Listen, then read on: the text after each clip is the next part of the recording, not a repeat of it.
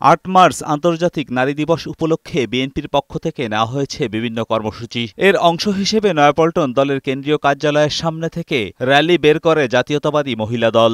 র্যালিতে অংশ নেয় বিএনপির কেন্দ্রীয় থেকে বিভিন্ন পর্যায়ের নেতাকর্মী। র্যালির আগে সংক্ষিপ্ত সমাবেশে বক্তব্য রাখেন বিএনপি নেতারা। বলেন, গত ১৫ বছরে দেশে নারী শিশু কেউ নিরাপদ ছিল না। ক্ষমতায় টিকে থাকতে শেখ হাসিনা দেশে সন্ত্রাসীর রাজত্ব কায়েম করেছে।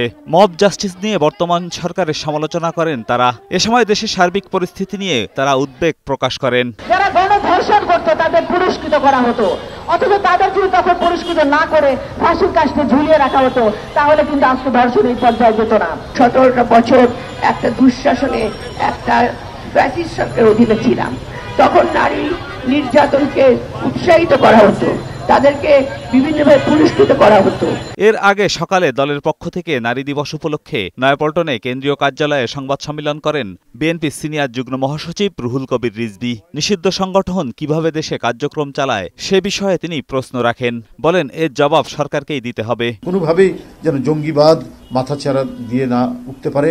আমাদের অগ্রগতির পথে, আমাদের আধুনিক অগ্রগতি এবং উন্নয়নের পথে কোনো অশুভ শক্তির যাতে উদয় না হয় সেটা দেখতে হবে। এদিন জাতীয় প্রেস ক্লাবে তারেক রহমানের ১৯তম কারাবন্দী দিবস উপলক্ষে আলোচনা সভার আয়োজন করে উত্তরবঙ্গ ছাত্র ফোরাম। এতে অংশ নিয়ে বিএনপি স্থায়ী কমিটির সদস্য ইকবাল হাসান মাহমুদ টুকু বলেন, দেশে ঘোলা পানি তৈরি করার চেষ্টা হচ্ছে যাতে পতিত সরকার আবার এসে এদেশে রাজনীতি করতে পারে।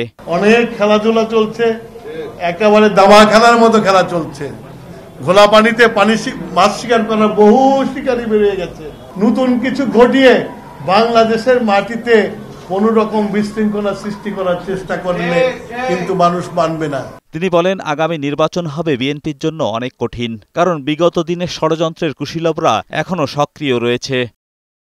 এজাজুল হক মুকুল, বৈশাখী সংবাদ, ঢাকা।